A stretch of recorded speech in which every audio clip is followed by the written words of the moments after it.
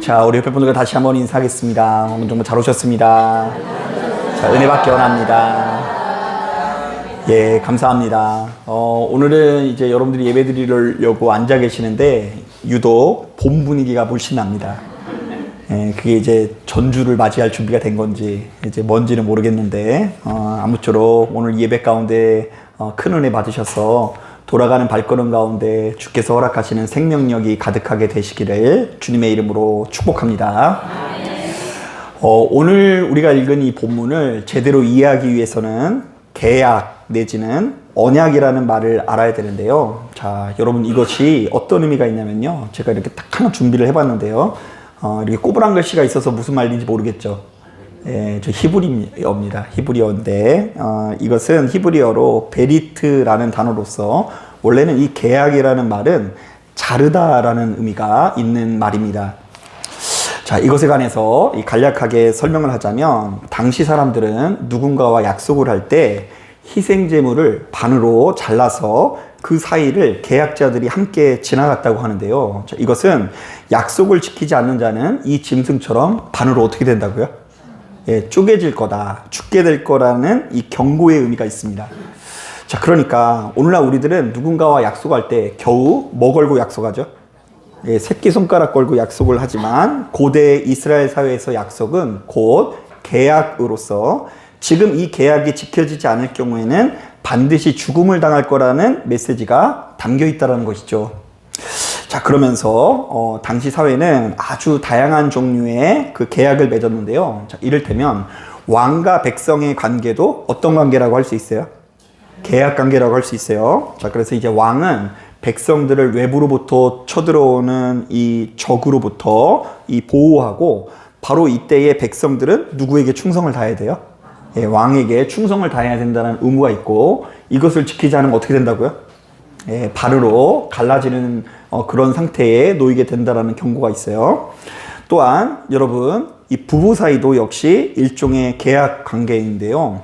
이 신랑과 신부가 혼인 계약을 맺으면 그 이후로부터는 양쪽이 반드시 지켜야 되는 의무가 있습니다. 당시 기준으로 볼 때 이 신랑은 열심히 일해서 가족을 부양해야 되고요. 그리고 이 신부도 역시 그때부터 자신의 정조를 지키며 신랑을 극진히 섬겨야 되는 의무가 생기게 됩니다. 자, 그리고 이 같은 의무를 지키지 못하면 어떻게 된다고요? 너무 끔찍하죠. 자, 바로 이런 차원에서 당시 사회에는 모든 것들이 계약이었기 때문에 사실은 하나님과 우리 사이도 무엇으로 이해했을까요? 계약 관계. 좀 다른 말로 하자면 언약 관계로 이해를 했습니다. 자, 이를테면 하나님께서 아브라함과 그의 후손들과 계약을 맺고 그들을 보호해 주시기로 약속을 하지 않았습니까? 자, 그러면 그때부터 이스라엘도 역시 이제부터는 누구만을 자신의 왕으로 삼고 하나님만을 자신의 왕으로 삼고 그분께 철저히 순종하는 삶을 살아야 한다는 것이죠. 자, 그러나 여러분들이 잘 아시고 계신 것처럼 이스라엘 백성들이 이 계약 관계를 잘 지켰을까요? 못 지켰을까요? 예, 지켜내지 못합니다. 자, 그들은 번번이 자신들에게 주어진 율법을 어기고요. 또한 이방의 다른 신들을 아주 음란하게 섬기게 되는데요. 자, 그렇다면 하나님께서는 이제 계약을 지키지 않는 이스라엘 백성들에게 뭘 내리시면 돼요? 심판을 내리시면 돼요. 자, 그들을 이제 어떻게 하면 된다고요? 반으로 가르면 되는 것입니다. 자, 그러나 하나님께서는 이렇게 자격 없는 이스라엘 백성들을 꼭 붙들고 끝까지 계약 관계를 갱신해 나가는데요. 바로 이것이 참 재미없게도 성경 전체의 스토리라고 할 수 있어요. 자, 이스라엘 백성들은 계약을 지킨다, 안 지킨다? 안 지킨다. 자, 그런데 그럼에도 불구하고 이 계약이 성립되는 것은 누가 온전히 참고 인내하셨다라는 거예요? 하나님께서 참고 인내하신 덕분에 계약이 깨지지 않고 지속되었다라는 것이죠. 자, 여러분 오늘 우리가 읽은 본문에도 이와 비슷한 말씀이 나오는데요. 자, 주님께서는 거듭해서 악을 행하는 이 제자들에게 이 반으로 가르면서 이제 나는 너희들의 스승 안 해 이렇게 하시면 되는데 계약을 다시금 갱신하면서 그들에게 새로운 의무를 제시하는데요. 자, 우리 다 같이 34절부터 35절 말씀 같이 한번 읽어보겠습니다. 34절, 35절 시작. 새 계명을 너희에게 주노니 서로 사랑하라. 내가 너희를 사랑한 것 같이 너희도 서로 사랑하라. 내가 서로 사랑하면 이로써 모든 사람이 너희가 내 제자인 줄 알리라. 그럼 다시 한번 말씀드릴게요. 아까 말씀드렸죠. 하나님과 이스라엘 백성들 사이가 무슨 관계라고 했죠? 계약 관계예요. 하나님이 이스라엘을 끝까지 보호해 주는 대신에 이스라엘은 하나님 앞에서 율법을 준수해야 되는 의무가 있었어요. 자, 그런데 율법이 너무 어렵게 느껴지는 거예요. 율법을 이스라엘 백성들이 못 지켜. 그래서 그들이 조금 더 이 계약 관계에 충실할 수 있도록 새로운 계명을 주셨는데 그것이 뭐라고요? 예, 다시 한번 따라해 보겠습니다. 내가 너희를 사랑한 것처럼 너희도 역시 서로 사랑하라. 예, 이제는 우리가 하나님과의 계약 관계를 성립하기 위해서 무엇을 해야 된다고요? 예, 하나님을 사랑하는 게 아니라 엄연히 따졌을 때 이것을 많이 완화시켜 주셨어요. 우리가 주변에 있는 누구를 사랑하면요? 우리 주변에 있는 이웃을 사랑하고 내 주변에 있는 그 얄미운 사람을 아끼고 사랑하면 그것을 누구 사랑하는 것으로 여겨주시겠다고요? 하나님을 사랑하는 것으로 여겨주셨다고 하나님께서 말씀하신 거예요. 하지만 여러분, 엄밀히 따졌을 때 이것은 어느 날 갑자기 하늘에서 뚝 떨어진 것은 아니고요. 하나님께서는 태초부터 지금까지 변하지 않고 무엇이었다고요? 사랑이셨어요. 그런데 이스라엘 백성들은 이것을 깨닫지 못하고 자꾸만 하나님을 오해하는 거예요. 야, 하나님은 참 무서운 분이구나. 하나님은 참 엄격한 분이구나.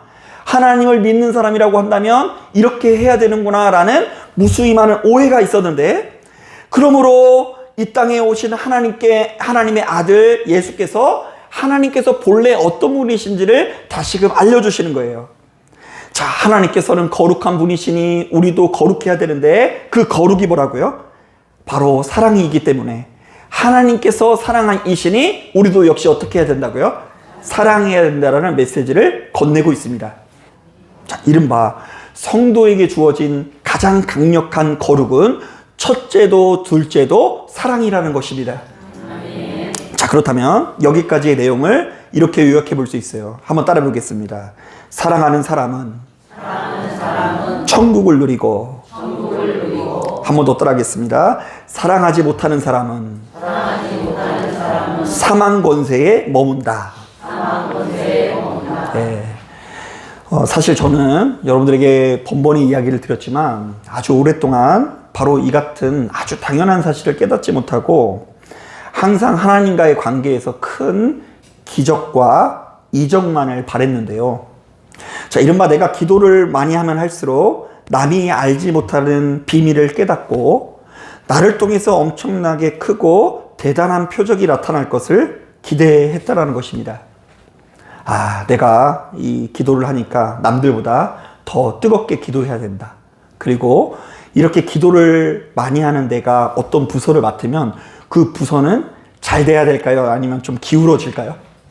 네, 잘 돼야 된다라는 공식이 제 안에 있었습니다. 자, 하지만 여러분, 하나님께서 어떤 분이신지를 제대로 깨닫고 보니 그분께서 가장 기뻐하시는 순간이 전혀 다르게 보여요. 여러분, 우리 교회가 커지고 성장하고 엄청나게 호화로운 건물을 짓는 것이 우리 입장에서 영광스럽잖아요. 그런데 사랑이신 하나님께서 우리들을 보셨을 때 어떤 모습을 영광스럽게 여긴다고요? 네, 마음속 깊은 곳에부터 깊이 아끼고 사랑하는 모습을 볼 때 하나님께서 그것을 영광스럽게 여기신다는 것을 우리가 알아야 돼요. 참 재미없죠? 뭐가 좀 보여야 되는데 그 보이는 것이 영광이 아니라 뭐가 보이지 않더라도 옆에 있는 누군가를 아끼고 사랑하기 위해서 노력하는 것이 진짜 영광이라고 우리에게 제시한 거예요. 여러분, 엊그제부터 말씀을 준비하는데 제가 한번 떠올려 봤어요. 이렇게 기도하면서 하나님, 제 인생에서 하나님께서 가장 기뻐하시는 순간이 언제였습니까? 라고 이 기도를 하는데 문득 떠오르는 장면이 있어요. 뭐냐면 일단 사모님이랑 이제 결혼을 하자마자 그 사모님이 그 어린이집에서 이제 스트레스를 받아서 위장에 큰 병이 난 적이 있습니다. 그래서 이제 사모님은 좀 특이해가지고 이제 뭐 몸이 조금 이렇게 자기가 스트레스를 받는 걸 잘 몰라요. 그러다가 이제 어디가 아프면요? 네, 몸이 아프면 내가 스트레스 받나 보다 이렇게 해서 떼굴떼굴 굴러요. 중간 과정이 없어요. 그냥 떼굴떼굴 굴르면 이제 아픈 줄 알면 돼요. 그런데 결혼하자마자 이제 아파가지고 병원에 갔는데도 불구하고 그게 고쳐지지 않으니까 하루는 그 모습이 너무 안쓰러워 보이는 거예요. 그래가지고 제가 이제 기도를 하는데 갑자기 이제 눈물이 이제 펑펑 나면서 기도를 했는데 그때부터 이제 사모님이 그 뒤로부터 이제 그게 괜찮아지는 은혜를 우리가 누리게 됩니다. 그런데 여러분 여기서 포인트는 그 병이 고침받은 게 중요한 것이 아니라 제가 기도해 줄 때 바로 그 마음이 누구의 마음이라는 게 중요해요. 하나님의 마음이라는 게 중요해요. 그래서 사모님도 자기를 사랑해 주는 줄 알고 같이 막 눈물 흘리면서 기도했는데 엄밀히 따졌을 때 그게 이제 제 마음이기도 하지만 사모님을 향한 하나님의 마음인데 그 마음이 저랑 이제 하나가 됐다라는 것이 이제 갑자기 떠오르더라고요. 또 하나 생각이 나는 것이 있는데요. 제가 이제 서울의 이 한복판에서 인왕산 입구에 있는 저희 신혼집에서 문득 정읍에 내려가기 직전에 당시 아기였던 태성이를 위해서 이렇게 기도를 해주는데요. 저는 원래 애초부터 그럴 의도가 하나도 없이 이제 어디서 본 건 있어가지고 그 자녀들을 향한 축복은 누가 해줘야 된다고요? 아버지가 해줘야 된다 그런 걸 주워 들어가지고 이제 막 머리에 손을 얹고 하나님 이 아들이 이제 정읍으로 내려가더라도 복을 더하여 주시옵소서 하는데 갑자기 전혀 생각이 없었는데 눈물이 울컥 나는 거예요. 남들은 교육을 위해서 서울로 올라와도 시원치 않은 판에 나는 왜 저 구석탱이로 가가지고 이 아이를 키우려고 할까 이러면서 아주 눈물을 펑펑 쏟으면서 기도하는데 그때 그 마음이 누구의 마음이었을까요? 예, 하나님의 마음이었어요. 그리고 뿐만 아닙니다. 우리 성도님을 위해서 기도해 주다가 유난히 눈물이 쏟아질 때가 참 많아요. 갑자기 잊고 있었던 기억이 나는데 이 교회에 오자마자 얼마 안 돼서 우리 장로님이 자꾸 뭐 큰 병원을 간대. 뭐 어디 아프셔가지고. 근데 그게 좀 뭐 위험하니 많이 뭐 이러시더라고요. 그래가지고 위에서 기도를 하는데 갑자기 눈물이 팍 쏟아지는 거예요. 갔다 오시고 보니까 큰 병이 아니래요 또. 근데 또 이제 그 당시에는 그게 이제 큰 병일지도 모른다라는 어떤 그런 생각 때문인지 제가 뭐 장로님을 얼마나 봤다고 갑자기 사랑의 마음이 들면서 이 축복하면서 기도를 하게 되고요. 그리고 제가 누구라고는 이야기하지는 않겠는데 한 사람 한 사람 제가 이 기도하다가 울컥울컥 하면서 눈물을 흘리며 기도해 준 적이 있는데 그거는 제가 사랑이 많아서가 아니라 이 제가 일종의 경험한 신비인데요. 제가 뭐 사랑이 크면 얼마나 커서 여러분들을 위해서 눈물을 흘리며 기도하겠습니까? 그 기도할 때에 내가 가지고 있는 사랑의 크기보다 훨씬 더 큰 아버지 하나님의 사랑이 내 안에 채워지는 경험을 하게 된 거죠. 그럼 그렇다고 오해하지 마세요. 여기서 포인트는 눈물이 아니에요. 목사님이 기도해 줄 때 눈물 흘리나 안 흘리나 이거 쳐다보시면 안 됩니다. 자, 그런데 제가 지금 말씀드리는 거 뭐냐면 하나님의 은혜로 내가 가진 것 이상의 사랑의 마음을 품은 적이 있다는 것을 제가 강조하는 거예요. 자, 성도가 능력 있게 기도한다는 것은 기도를 많이 한다는 것이 아니고 기도를 통해서 엄청난 업적을 이뤘다는 것이 아니에요. 내가 가지고 있는 사업장이 커지는 것, 갑자기 거부가 되는 것, 그게 큰 축복이 아니라 내가 가지고 있어 본 적 없었던 마음이 우리에게 찾아오는 것이 영광입니다. 야, 이거 나한테 없는 마음인데? 내가 그 정도까지는 사랑하지는 않는데 갑자기 그 하나님께서 우리에게 채워주셔서 그 사랑의 마음이 충전되는 것이 가장 놀라운 기적이요 표적이라는 말씀을 드리는 겁니다. 그래서 저는 이것을 깨달은 이후로부터 매일같이 위해서 이것을 위해서 기도하곤 합니다. 오늘도 설교하기 전에 어떤 마음을 품냐면 옛날에는 하나님 오늘 설교 하나님 함께하여 주셔서 우리 성도님들 마음의 문을 확 열게 하시고 하나님 오늘 이 순간 변화될 수 있도록 인도하여 주옵소서 오늘 설교가 잘 전하게 인도하여 주옵소서 이렇게 기도했는데 지금은 그렇게 기도하지 않습니다. 주님 제가 하나님의 마음을 품고 설교할 수 있도록 인도하여 주옵소서. 하나님께서 사랑이시니 저로 하여금 바로 그 사랑의 진수를 맛보게 하시고 그 사랑의 물결이 강물같이 제 안에서부터 나올 수 있도록 인도하여 주옵소서 이렇게 기도합니다. 자, 사실 유대인들은 역사 이래로 거듭해서 아직까지도 남들보다 내가 기도를 더 많이 해야 대단한 역사가 나타난다고 생각을 합니다.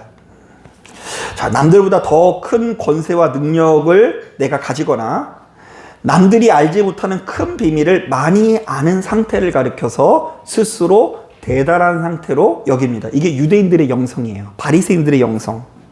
하지만 이것은 엄연히 따졌을 때 아직도 하나님께서 어떤 분이신지를 제대로 모르는 사람들이 하는 이야기일 뿐입니다. 하나님께서 사랑이시기 때문에 우리가 그 사랑과 동일한 마음을 품을 때 비로소 생명을 누릴 수 있는 거고요. 또한 바로 그 사랑을 얻기 위해서, 사랑을 누리기 위해서 이렇게 교회에 나와서 예배도 드리는 것입니다. 그래서 여러분 잘 들으세요. 우리가 믿음 생활을 잘하면 어떤 역사가 나타날 것 같으세요? 우리 신재 권사님이 첫 번째로 얘기했어요. 우리가 믿음 생활을 잘하면 제일 먼저 나타나는 역사는 갈등이 줄어드는 역사가 나타나게 돼요. 그러니까 우리 교회 처음 왔을 때보다 만약 갈등이 우리 가정 내에서 줄어들고 사이가 좋아졌다면 지금 신앙생활의 길을 잘 잡은 거예요. 벌써 올 때는 깨져서 왔어. 말은 안 하지만 그냥 한 공간에만 있을 뿐이지 눈도 안 마주치고 서로 이제 남과 북이에요. 이제 38선이 있어요. 그런데 갈등이 줄어들고 관계가 회복되어지고 다툼이 줄어들면서 평화가 찾아오는 것이 우리가 평상시 별로 주목하지 않는 하나님께서 허락하시는 가장 아름다운 축복인 거예요. 실제로 이 사도 바울은 예수 믿는 우리들이 유대인들이나 헬라인들보다 훨씬 더 큰 은사를 사모해야 된다라고 말합니다. 자, 여러분 오해하지 마세요. 은사를 사모하는 건 우리들만 사모하는 게 아니에요. 유대인들도 은사를 사모할까요? 안 사모할까요? 사모해요. 유대인들도 엄청나게 사모하면서 지금도 예루살렘에 가보면 통곡의 벽이라는 걸 만지면서 눈물로 기도합니다. 아마 지금 난리 났을 거예요. 왜냐하면 지금 그들이 전쟁 중이어서 전쟁의 성패는 누구에게 달려 있다고요? 네, 근데 사실 하나님께서는 그렇게 싸우는 걸 원하지 않으시는데 전쟁은 하나님께서 겠습니다 이러면서 이방인들에게 미사일을 더 많이 해가지고 더 많이 죽입시다 이러면서 기도를 하고 있을 거예요. 그런데 이 모든 거 하나님을 모르고 하는 행동일 거예요. 하나님께서는 그렇게 이스라엘 백성들이 미사일 폭격을 가해서 맞는 그 사람마저도 어떻게 하시는 분이라고요?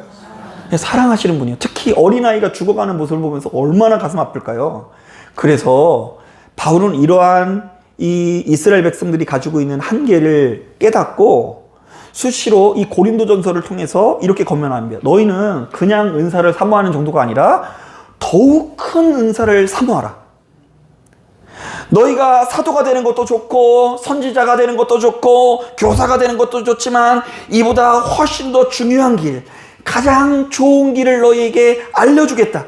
자, 그런데 눈치 빠르신 분은 아시겠지만 우리가 반드시 누려야 되는 더 수준 높은 은사, 예수 믿는 우리들에게 주어진 가장 좋은 길은 뭐라고요? 두말할 것도 없이 사랑의 은사를 말하고요. 또한 사랑 없는 은사가 얼마나 위험한지를 이 고린도전서를 통해서 우리에게 제시하는데요. 한번 여러분 같이 한번 읽어보겠습니다. 보이세요? 네, 같이 한번 읽어보겠습니다. 시작. 내가 사람의 방언과 천사의 방언을 할지라도 사랑이 없으면 소리나는 구리와 울리는 꽹과리가 되고. 자, 우리의 입에서 각종 방언과 무슨 말이 나올지라도, 천사의 말이 나올지라도 사랑이 없으면 뭐와 같다고 하죠? 구리와 울리는 꽹과리. 야, 그래서 여러분 여기에 대해서 설명할 필요가 있는데요. 여기서 소리나는 구리는 많은 분들이 얘기하면 징 생각하더라고요. 사물놀이 징인 줄 알더라고요. 근데 이게 그게 아니라 당시 극장에서 확성기로 사용하는 음향시설을 말합니다. 그러니까 우리는 막 마이크 막 크게 해가지고 소리가 나면 되는데 그때만 해도 그런 게 없어서 이렇게 구리로 만든 이렇게 확성기 같은 거 들면서 뭐 연극 시작합니다 하면서 이렇게 퍼지게 나는 거 있죠. 그게 이제 말하는 거고요. 여기서 울리는 꽹과리는 사물놀이 꽹과리를 말하는 게 아니라 이방 종교에서 무아지경 의식을 진행할 때 사용하는 악기를 말합니다. 그래서 여러분 아프리카에서 주술사들이 막 뭐 어떤 연주와 함께 막 이렇게 뛰는 거 보셨어요? 본 적 없으세요? 그러면 여러분 혹시 드라마 보다가 무당들이 이렇게 막 뛸 때요 옆에서 뭐 친다고요? 네, 징하고 꽹과리 치세요. 꽹과리. 그걸 말하는 거예요 지금. 그러니까 이제 뭐 많은 사람들을 불러 모으기 위해서 연극 시작합니다 하면서 하는 것이 그 당시에 굉장히 시끄러운 소리였거든요. 오늘날 우리들은 지금 마이크 소리 훨씬 더 크잖아요. 그런데 그 당시로서는 가장 시끄러운 소리가 이 극장에서 퍼지는 확성기였어요. 그런데 사랑이 없으면 우리가 기도하는 것이 그렇게 시끄러운 소리가 되고 무당들이 굿할 때 옆에서 치는 뭐가 같다고요? 꽹과리 같다라는 이야기를 하는 거예요. 만약 하나님께서 우리의 기도를 겨우 이 정도로 여기신다면 참으로 끔찍한 일이 아닐 수 없습니다. 사랑 없는 기도는 무당의 굿판과 크게 다를 바 없다라는 이야기를 하는 거예요. 자, 계속해서 그 밑에 보면 결정적으로 이런 말씀이 있어요. 우리 같이 천천히 한번 읽어볼게요. 천천히 시작. 내가 예언하는 능력이 있어 모든 비밀과 모든 지식을 알고 또 산을 옮길 만한 모든 믿음이 있을지라도 사랑이 없으면 내가 아무것도 아니요 내가 내게 있는 모든 것으로 구제하고 또 내 몸을 불사르게 내줄지라도 사랑이 없으면 내게 아무 유익이 없느니라. 여기 우리가 좋아하는 거 다 있죠. 예언하는 능력 여러분 갖고 싶으세요? 6자리. 그거 안 알고 싶지 않으세요? 예.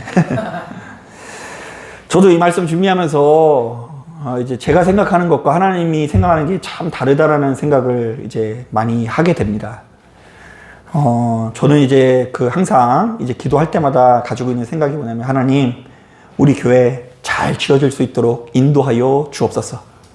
그런데 그런 마음을 가지고 이렇게 돌아다니다 보면 또 그런 건물이 보여요. 제가 여기 살다 보니까 야, 이 건물은 우리 교회 거 하면 딱이다 하는 데가 있어요.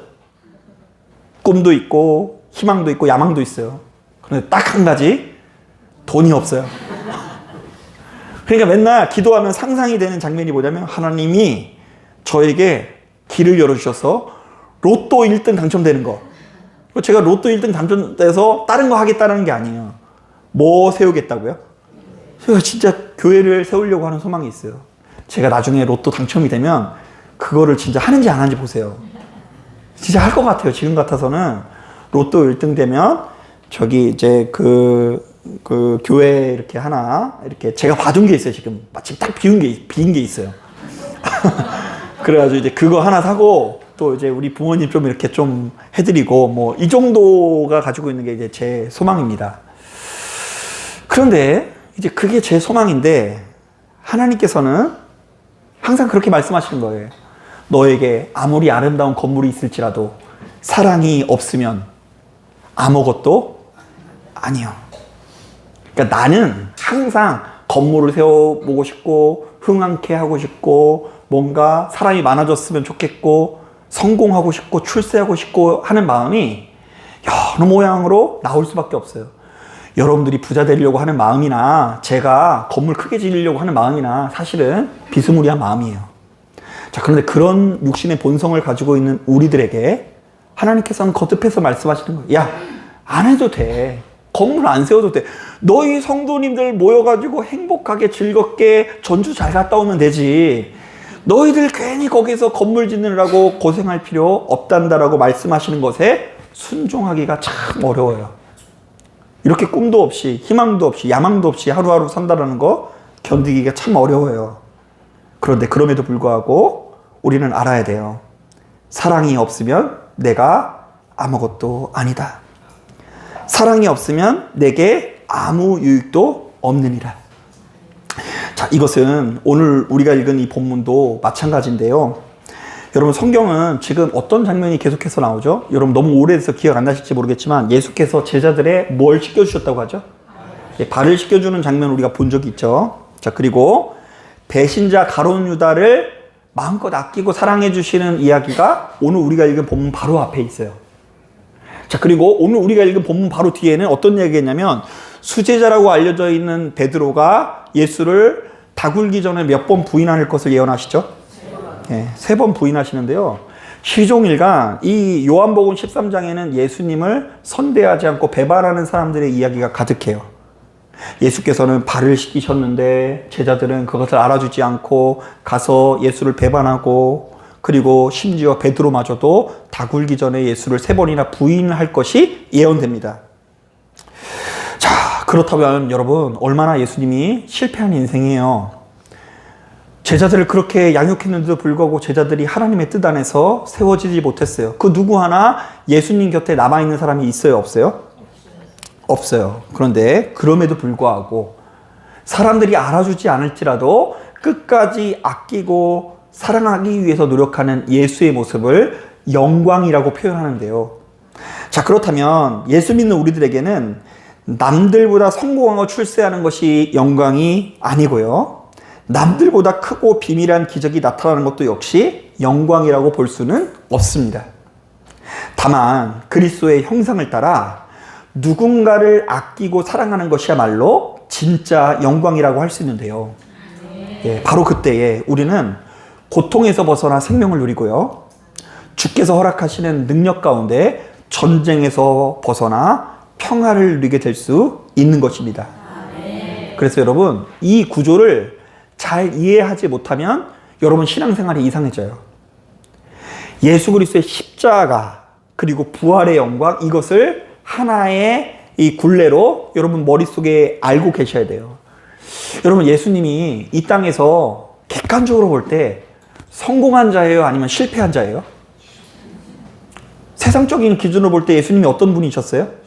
실패한 분이었잖아요. 예루살렘에서 대제사장이 화려해요, 아니면 예수님이 화려해요?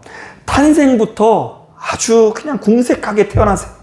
마구간, 말밥동. 그리고 예루살렘에 입성할 때도 군마, 멋진 거, 백마 같은 거 타고 오셔야 되는데 뭐 타고 들어오세요? 나귀 새끼. 그리고 결국 어디서 돌아가신다고요? 십자가에 못 박혀 돌아가시는데 그게 왜 영광일까? 바로 그것이 영광인 이유는 이분이 누군가를 사랑하기 때문에 희생하고 낮아지는 위치에 서기 때문에 영광인 거예요. 여러분, 그 오스카 와일드의 거인과 정원이라는 동화를 보면 이런 내용이 나옵니다. 이게 굉장히 유명한 동화인데요. 옛날 어느 마을에 아주 아름다운 정원을 가진 거인이 살았습니다.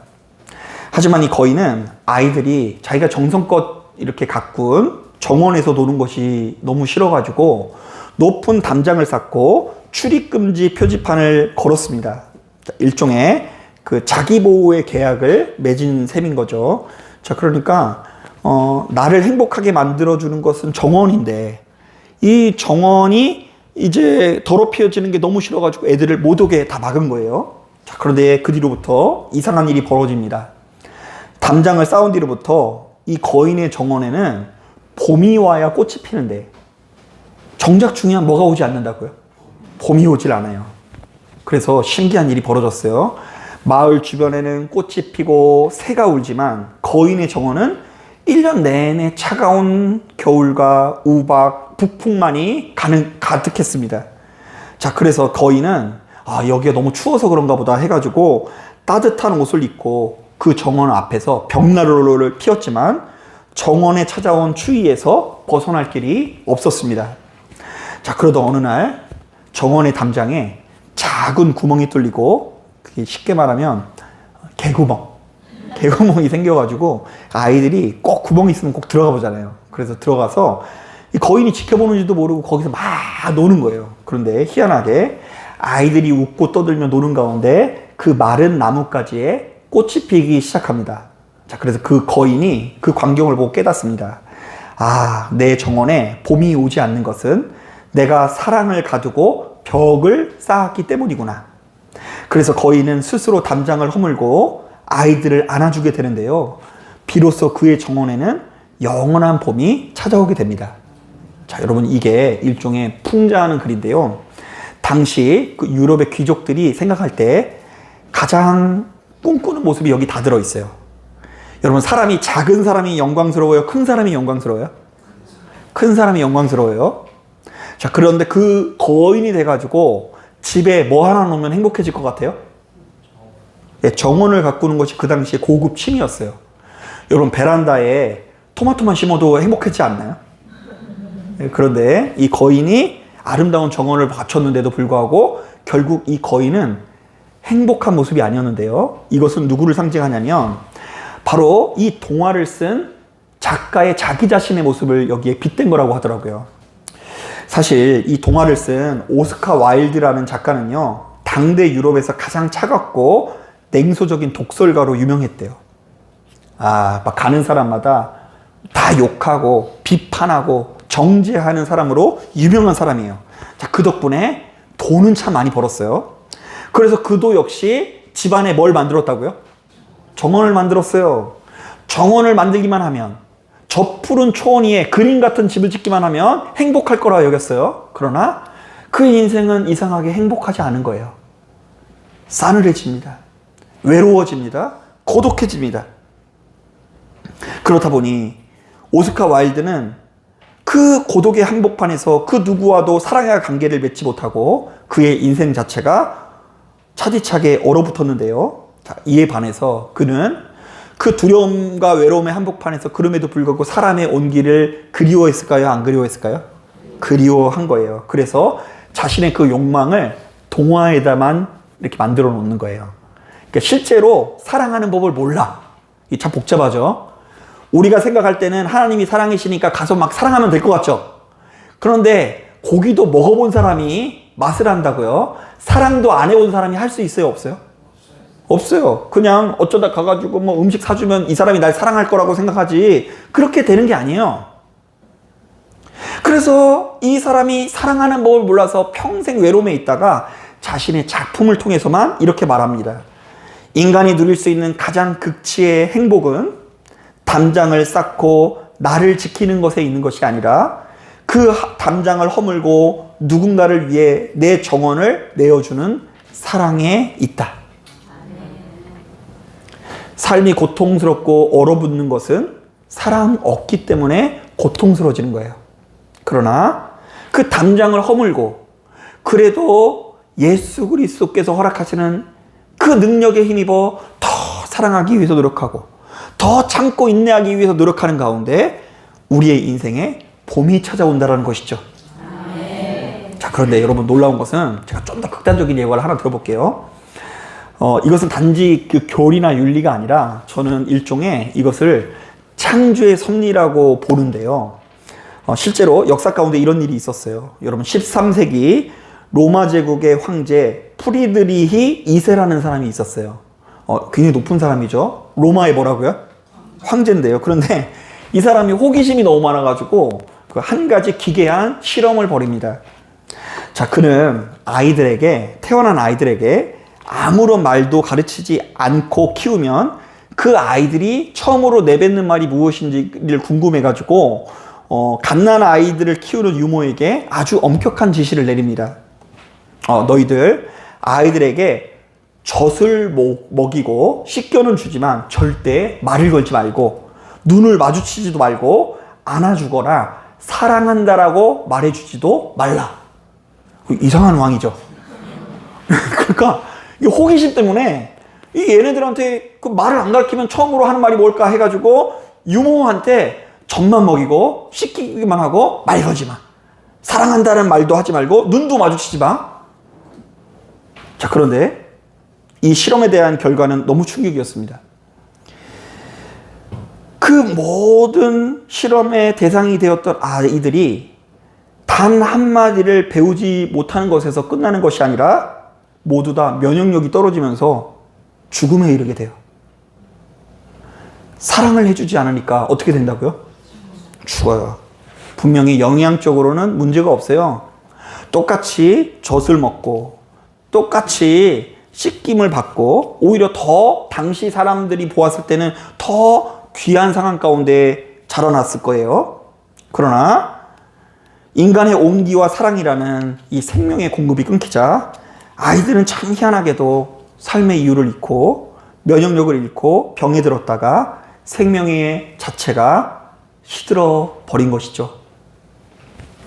가만히 보면 육신의 옷을 입은 우리들은 자꾸만 하나님의 뜻을 크게 오해합니다. 우리가 높은 자리에 오르고 좋은 대학에 가고 좋은 직장에 취직하고 남들이 부러워할 만한 어떤 기적을 경험하는 것이 하나님의 영광이라고 생각을 합니다. 어떤 면에서 교회도 그런 공간이 될 때가 참 많이 있습니다. 이 교회라는 곳이 그냥 굉장히 치열하게 이렇게 더 영광스러운 자리로 올라가려고 하는 자리가 된다고 한다면 이 교회가 참 비극적일 수 있다는 생각이 들어요. 하지만 여러분 본문의 맥락을 다시 보십시오. 예수님은 지금 제자들의 무엇을 시키셨다고요? 발을 씻기시고 자신을 팔아 넘길 유다에게 마지막 떡 조각을 건네며 사랑을 실천하고 계십니다. 그리고 바로 그때 이렇게 말씀하십니다. 한번 따라해 보겠습니다. 지금 인자가 영광을 받았고 하나님도 인자로 말미암아 영광을 받으셨도다. 예. 지금 세상 비참한 상황 가운데 있는 예수입니다. 그런데 그 비참한 예수의 모습이 하나님 앞에서는 어떤 모습이라고요? 영광스러운 모습이라고 하고 있는 이 장면을 주목해야 돼요. 사람이 사랑을 받지 못하면 병듭니다. 사랑을 배우지 못해서 누군가에게 사랑하는 법을 알지 못하면 반드시 큰 고통이 찾아올 수밖에 없습니다. 그래서 주님께서 말씀하시는 이 영광은 화려한 왕관이 아니라 나를 지키기 위해 싸웠던 이 냉소의 담장을 허무는 것을 의미하고요. 내 정원을 망칠까봐 두려워서 쫓아냈던 아이들을 다시 품어서 안아주는 것. 나를 배반할 것을 알면서도 끝까지 그를 위해서 눈물로 기도하는 것이야말로 진짜 영광이었던 것입니다. 자, 물론 이런 우리들의 모습을 보면서 세상 사람들은 바보 같다고 조롱할 수도 있어요.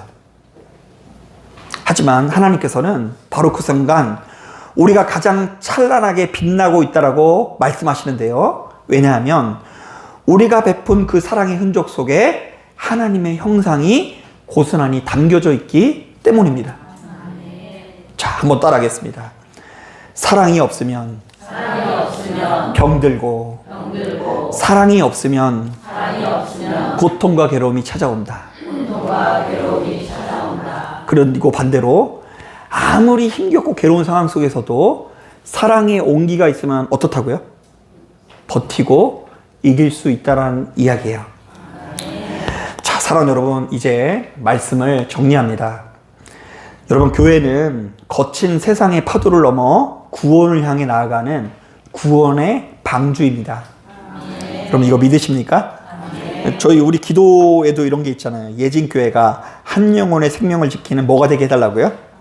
구원의 방주가 되게 하소서. 이거 안에 어떤 의미가 있냐면 세상은 이미 지금 홍수판인 거예요. 교회 올 때 보셨어요? 웃자고 드리는 말씀이에요. 밖에 그냥 홍수예요. 세상 사람들은 그래서 쓸려가는지도 모르게 쓸려가면서 고통 가운데 머물고 있어요. 그래서 세상이 그 얼마나 그냥 이 험난하게 돌아가는지 다들 돈 버느라고 가정이 가정답지도 못해요. 저희 또 이렇게 그 집이 특이한 게 뭐냐면 저희 집이 5층인데 1층에 어린이집이거든요. 근데 거기 보면은 그냥 1살, 2살밖에 안 된 애들이 얼마나 불쌍한지 몰라요. 아침에 들어와가지고 그냥 엄마가 먹고 사느라고 바빠가지고 9시, 10시까지 거기 맡겨놓는 거예요. 그러면 애가 그 이제 밤 정도 되면은요, 베란다에 나와가지고 밖에서 밖을 이렇게 막 쳐다봐요. 누구 기다리는 거예요, 이거? 엄마 기다리는 거잖아요. 그러니까 우리도 모르는 사이에 어쩔 수 없었어요. 저도 알아요. 어쩔 수 없이 돈 버는 가운데 이 아이가 그때 받아야 되는 사랑의 공급을 받지 못하고 있는데 이게 영적으로 보았을 때는 좋은 신호일까요? 안 좋은 신호일까요? 안 좋은 신호가 아닐 수 없습니다. 다 돈이 최고고. 그리고 누구한테 손 내밀지도 모르고 누구밖에 모르는 거예요? 나밖에 모르는 것 자체가 말세인 거예요. 말세는 여러분, 하늘에서 갑자기 불이 떨어져 가지고 말세가 아니에요. 불 떨어져 괜찮아요. 죽으면 천국 가면 되잖아요. 불 떨어져서 말세가 아니라 사람이 누구밖에 몰라서 말세라고요? 자기밖에 몰라서 고통에 빠지는 게 말세인 거예요. 사랑의 지경이 좁아지는 것이 말세예요. 그래서 가장 아름다워야 하는 사랑의 공간이 전쟁터로 바뀌니까 우리가 수명이 주는 거예요. 수명이 준다라고는 말하기가 좀 어려울 것 같아요. 수명이 늘어나긴 했는데 살아도 산 것이 아닌 거예요. 낙이 없는 거예요. 그렇기 때문에 이 방주에 올라탄 우리들에게 주어진 가장 중요한 항해의 지침은 사랑인데요. 바로 이 사랑이야말로 우리가 목숨 걸고 지켜야 하는 새 언약이라는 것을 기억하십시오. 그러니까 예수를 알지 못하는 사람은 이 언약이 율법이에요. 율법을 100% 철저히 지키는 게 중요해요. 그래서 옛날 같아서는, 여러분 옛날에는 실제로 교회가 좀 율법적이어서 예배 시작 전에 교회에서 떠들면 돼요, 안 돼요? 다 나가라 그랬어요, 그때는. 목사님들이 무서워가지고. 근데 지금은 이 교회 와서 떠드는 것보다 율법을 거룩하게 지키는 것보다 더 중요한 게 뭐라고요? 사랑이에요, 사랑. 또한 이 사랑은 성도가 구원의 여정에서 누릴 가장 큰 영광이라는 것을 기억하십시오.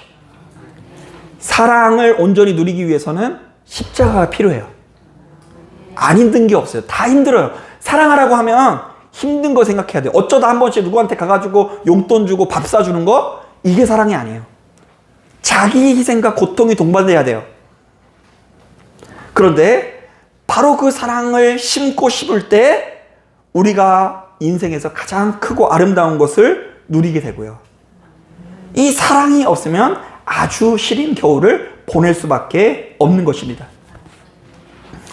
여러분, 이 세상은 사랑이 무엇인지를 몰라서 방황하고 어떻게 사랑해야 될지 몰라서 서툴며 때로는 왜곡된 사랑으로 인해 마음의 빗장을 더 굳게 걸어 잠그기도 하는데요. 참 안타까운 것은 바로 이렇게 사랑의 근본이신 하나님을 믿으면서도 그 하나님을 믿는 우리들이 세상 사람들보다 더 인색해질 때가 많이 있다는 것이 안타까워요. 여러분, 믿음이라는 이유로 여러분들은 더욱더 너그러운 사람인 것 같아요? 아니면 인색한 사람인 것 같으세요? 과거에 자녀들 좀 신앙이라는 이름으로 좀 잡아보셨어요? 잡아본 적 있으세요? 내가 하나님께서 우리를, 가정을 그러기 위해서 부르셨나? 하나님께서는 지금 우리들을 부르셔서 무엇을 명령하시는지를 제대로 알아야 돼요. 그렇게 보면 지금 하나님께서 지금 내 인생에 무엇을 계약해야 되는지를 알게 하실 거예요. 지금 여러분 쓸데없는 것에 집중할 필요가 없어요. 사랑, 그리고 사랑 없는 나와 내 가정을 바라보면서 그것을 정말로 큰 문제로 여기실 수 있어야 돼요. 아, 하나님, 내가 일평생 예수 믿었는데 지금 이 모습을 어디 가서 내세우지 못할 정도로 참 부끄럽습니다. 나와 내 가정 가운데 복음 없음을 용납하여 주옵소서. 여러분, 이렇게 기도하실 수 있는 저와 여러분 되기를 주님의 이름으로 축복합니다. 자, 기도하겠습니다.